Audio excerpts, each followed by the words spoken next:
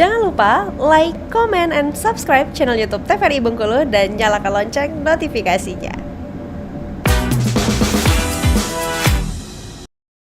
Terima kasih tentunya untuk Anda pemirsa Opini yang selalu setia nonton Opini, obrolan pasti di sini dengan berbagai narasumber yang kita hadirkan untuk kita ajak ngobrol dengan santai-santai, yang pastinya untuk menemani semua pemirsa setia TVRI Bengkulu di Opini obrolan pas di sini. Kita lanjut kembali nih ngobrol bersama dengan Kak Tatang di sini, Wakil Ketua Indonesia Public Speaker Asosiasi DPD Bengkulu.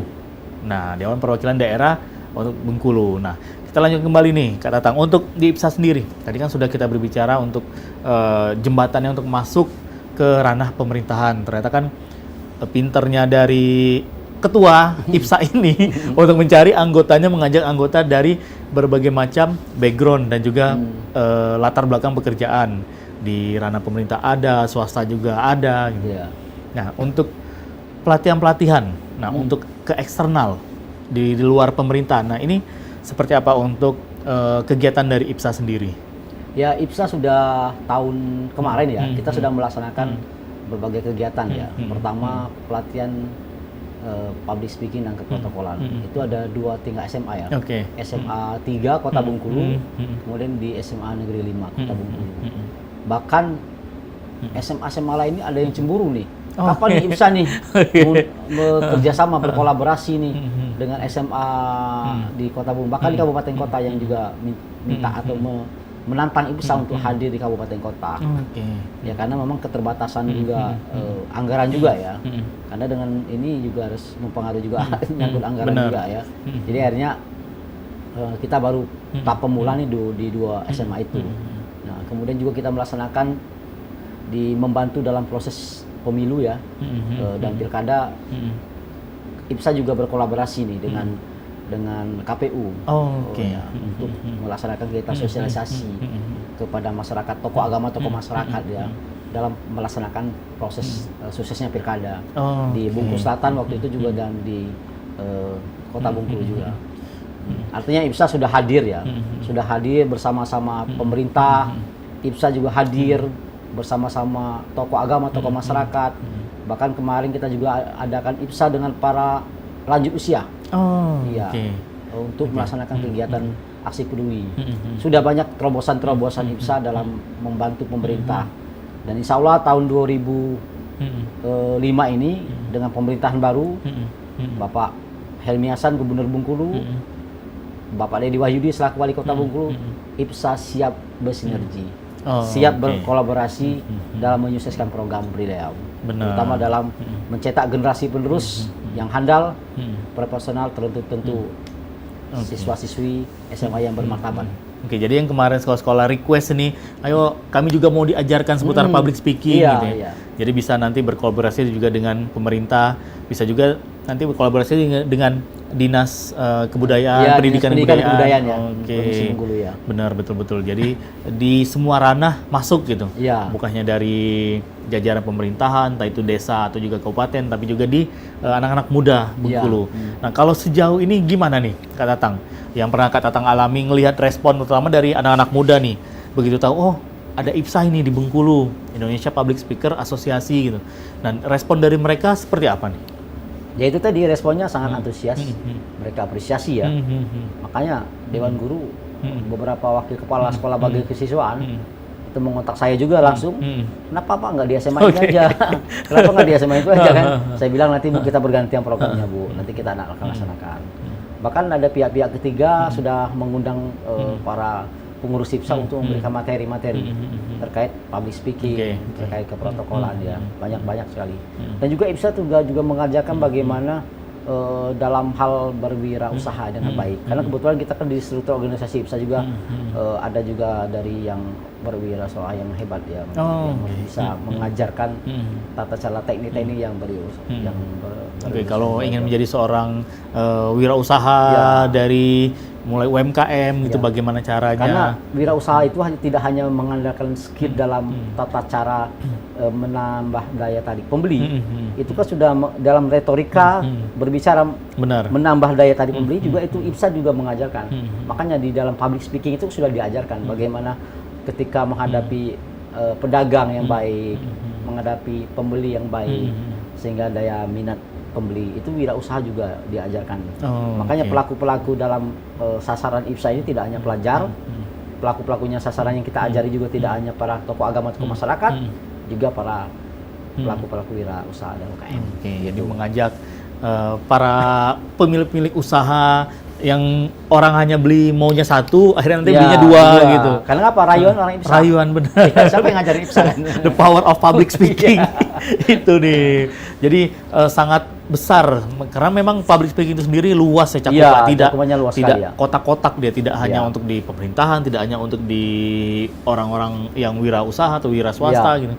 Tapi semuanya, semua instansi butuh public speaking. Public speaking ya. Oke, pemerintahan apalagi seperti di kehumasan itu tersebut gitu. Orang yang berwirausaha apalagi juga untuk berjualan dagangannya. Itu sudah menjadi tuntutan. Ya, menjadi tuntutan bagaimana melatih diri, menghadapi audien, menghadapi pedagang, menghadapi pembeli untuk tidak emosional. Iya. Menahan kesabaran juga. Benar, betul. Kalau ketika dia pedagang membeli nih di wirausaha atau di toko usaha kita, kalau kita public speaking-nya sudah tidak memenai bersimpati, masyarakat juga tidak akan enggan untuk membeli. Dikomplain malah balik marah. Malah balik marah kan. Makanya dalam public speaking itu bagaimana mengajari kesabaran juga emosi seseorang karena itu untuk tidak emosi dalam menghadapi orang yang pemarah. Benar. Karena kan pembeli kita tidak tahu nih karakternya berbeda-beda. Kan? Betul. Apalagi kalau urusan untuk jasa gitu. Mungkin mereka tidak merasa, waduh, tidak puas nih dengan sudah bayar-bayar mahal gitu. Atau juga makanan atau juga minuman, wah rasanya nggak enak nih, komplain atau ada sesuatu gitu. Ini tantangan bagi mereka menghadapi orang seperti itu, karakter seperti itu. Apakah kita balas dengan marah? Apakah balas dengan berantem? Kan nggak mungkin. Benar.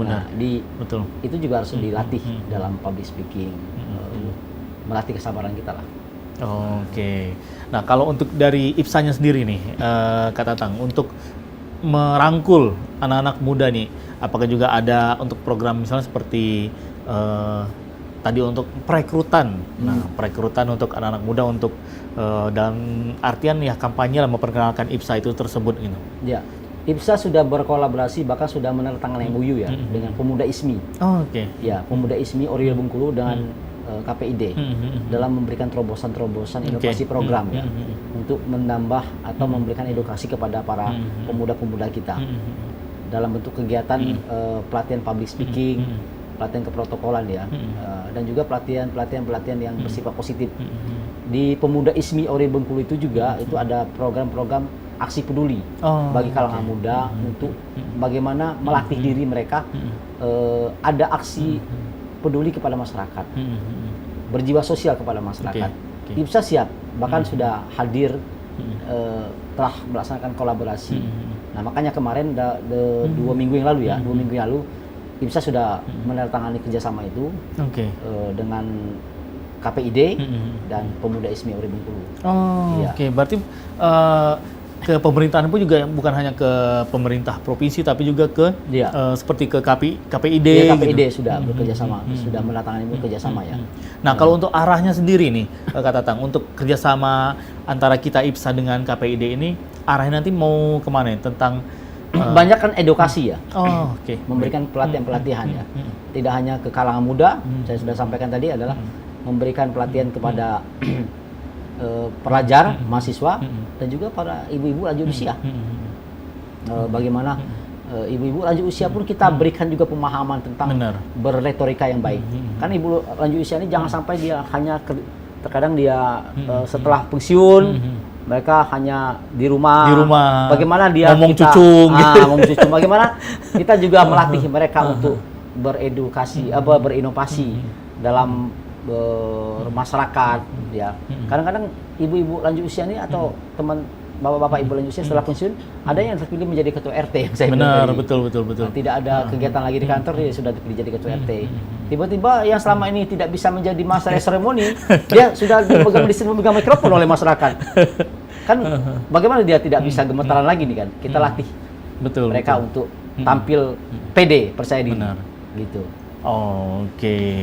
Jadi emang kerjasamanya sudah banyak nih. Di sekolah juga sudah ada beberapa kali kemarin juga ke sekolah, terus juga ke sekarang yang terbaru adalah ke KPID. Dan untuk next berikutnya, untuk di 2025 sendiri kan banyak program-program kerja nih. Nah, yang memang terdekatnya atau memang dicapainya ini bisa untuk dimaksimalkan untuk pencapaiannya. Nah, ini program kerja yang mana nih Kak Tatang? Itu rencana di KPID sudah yang menindaklanjuti MOU kemarin ya dengan Pemuda ISMI. Kita akan melaksanakan kegiatan pelatihan skill ya, pelatihan kepada tokoh-tokoh agama, tokoh masyarakat ya. Itu yang saya sampaikan tadi. Makanya rencananya juga kita mengandeng Kesbangpol, Pemda Provinsi Bengkulu dan Dinas Pendidikan Kebudayaan Provinsi Bengkulu. Karena itu juga ranah program itu yang program mereka yang rencana kita sinergikan dengan DPD IPSA. Gitu. Berarti nanti IPSA ini posisinya sebagai untuk penyelenggaranya, terus juga pematerinya sendiri. Sekaligus ya. Dari pemerintahan dan juga KPD ini untuk penjembatannya. Sehingga kita nanti bisa mengajak semua masyarakat ini, baik itu mulai dari anak-anak muda, para orang tua, terus juga atau juga bahkan pelajar sekalipun, untuk kita ajak melatih untuk semua masyarakat Bengkulu ini bisa berpublic speaking secara baik gitu, baik dan benar. Gitu. Wah, luar biasa sekali. Dan sejauh ini 3 tahun ini Kak Tatang, dari Kak Tatang sendiri apa sih yang didapat? Nah, setelah bergabung bersama dengan IPSA ini. Pertama yang sudah saya dapat adalah menambah percaya diri ya, menambah percaya diri, kemudian menambah teman, ya, menambah teman. Yang ketiga silaturahmi tadi. Benar, betul. Ya, karena di dalam suatu organisasi itu tidak ada lain kata hanya untuk sebagai hobi, karakter juga jiwa kita di organisasi itu adalah silaturahmi. Ya. Yang ketiga lagi, apa yang didapat kita adalah inovasi. Kita tertantang untuk memunculkan ide-ide baru. Apa nih ide-ide baru yang bakal kita kembangkan untuk tingkat pusat. Nah ide-ide baru seperti apa nih pemirsa? Kita akan lanjut kembali obrolannya. Yang jelasnya jangan kemana-mana dulu ya. Kami berdua masih akan kembali lagi untuk Anda.